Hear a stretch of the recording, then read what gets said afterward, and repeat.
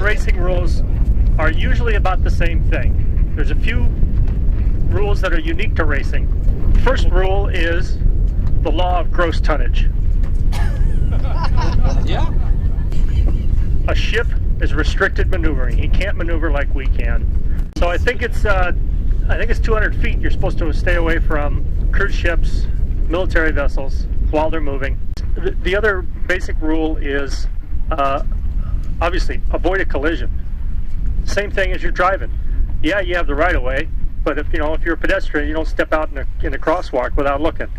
Generally, the least amount of power you have has the more right of way.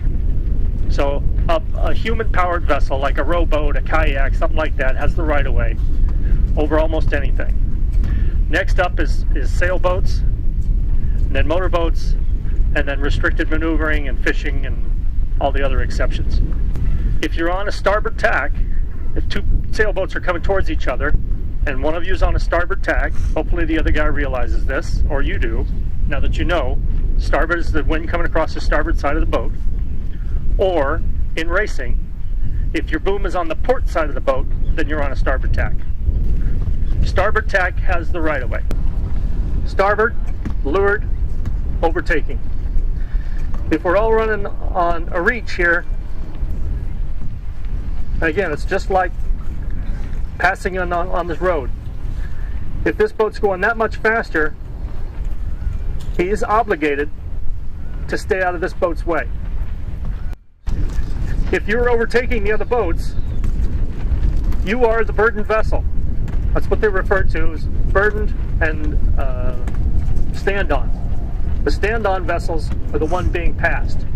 You are the burdened vessel by passing them. You are obligated to stay out of their way. Now, it's perfectly legal, since they are the leeward boat. As you start to pass them, they're going to head you up. They're going to take you to weather. The wind shadow that you create is 4 to 5 mast lengths downwind of you. So you think, well, I want to pass real close so I can take his wind away. You're going to do that 2 or 3 mast lengths away, and our masts are 28, 30 feet in the air. If you pass to leeward, if you've overtaken from behind and you pass them to leeward, you do not have leeward rights. When you've finally broken clean ahead, now you're the leeward boat again. All right, we'll talk about starting. Our committee boat is usually Kevin on Catastrophe, so there's his 2 hulls. The wind again is coming straight at me from the parking lot, and here we all are. First of all, he honks his horn, honk, honk, honk, honk, honk. That's a 6-minute warning. Hey, everybody start paying attention. At 5 minutes before the start, he's going to raise a, where's Kevin? Tanya raised the flag. Oh, Tanya, what color is the flag? It is the black flag. It's not like the black spot, that's different. The black flag goes up. That's your 5-minute warning. He also honks a horn as a courtesy. The horn is not what counts. The flag is the rule. The flag is the law. The horn or the gun or whatever is a courtesy. 5 minutes till. 5 minutes till, you don't want to be down here by the naval station. 5 minutes till, you want to be up here. When you hear him honk that 6-minute courtesy honk, that tells me, okay, if I'm out here, I turn around and I get an eye on the boat and I have my hand on my stopwatch, my countdown timer. I watch, the flag goes up, I start the timer, stick it on the bulkhead. So at 5 minutes till, you want to be up here. You don't want to be down here. You're too far away. At 5 minutes till, you should have your sails up, you should be ready to go, you should be thinking about starting. At 4 minutes till, the class flag comes up, which in our case is a VYC Burgee. There's your 4-minute warning. If you miss the 6, if you miss the 5, you can catch the 4. Then you start your watch at 4 minutes. 4 minutes till, you really want to be paying attention to what you're doing. What I like to do at about 4 minutes till is I'm up here at what I call the pin end, which is the little red buoy out here, which marks the other end of this imaginary start line. There's a flag, an orange pennant on the boat, and there's a buoy down here. That's the start line. So I like to run down here, kind of see how long this line is. How long does it take me to get from the pin to the committee boat? All right, it takes about 30 seconds. Just kind of put that in the back of your head. My favorite start tactic is to be right here at whatever, let's say 2 minutes to make the math easy. At 2 minutes till on my watch, she just said 2 minutes left. And I'm right at the hip of the committee boat. So I will sail down here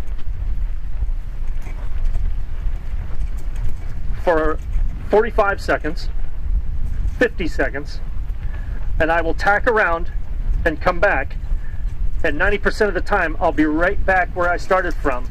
Basically you divide the time in half, minus a little time to tack. Other people like to sail out this way for a minute.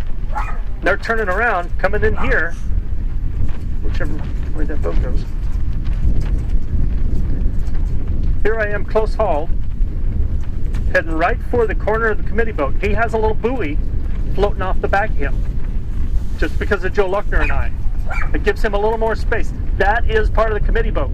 You may not hit the committee boat. All right, the last thing we'll talk about is rounding a mark. Special rules come into play when you're rounding a mark. Again, there were special rules at the start, otherwise starboard, leeward, overtaking. It covers almost all of what we're going to do. Rounding a mark. Here we all are headed downwind. We all have to take this mark to starboard. We still do marks to starboard, just not a mark. We're going to round this and head back upwind. So all of these boats are coming in to the same mark at the same time. Kind of probably pretty rare that everybody would be in a line coming to this mark. The rule is, as you're headed downwind, I told you before, starboard tack is the wind coming across the starboard side of the boat, or the boom on the port side. If you're downwind, there is no wind coming across one side first. If your boom is on the port side of the boat, you're on starboard tack.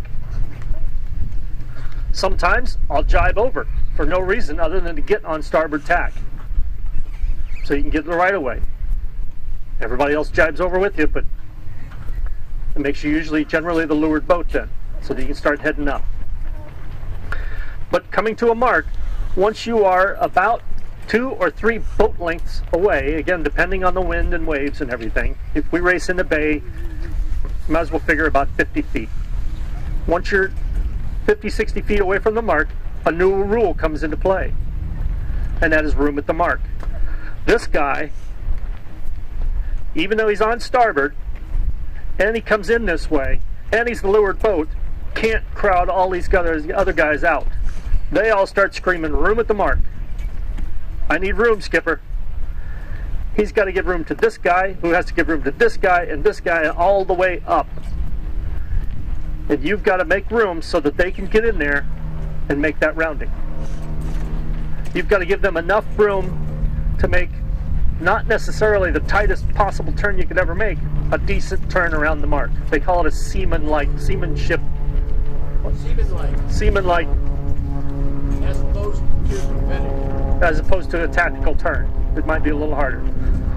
So this is not necessarily the most advantageous position when all these boats, there aren't usually 7 or 8 boats coming down. There's usually 1 or 2 coming in at the same time. This guy calls, the inward guy calls for room. This guy calls for room on him. Generally, you'd slow down, let them go in, battle it out, and you sweep in behind them. Once in a while, it doesn't always pay to be first. If there's a bunch of boats battling it out downwind, you know, jibing back and forth and arguing, just go out and get your own wind.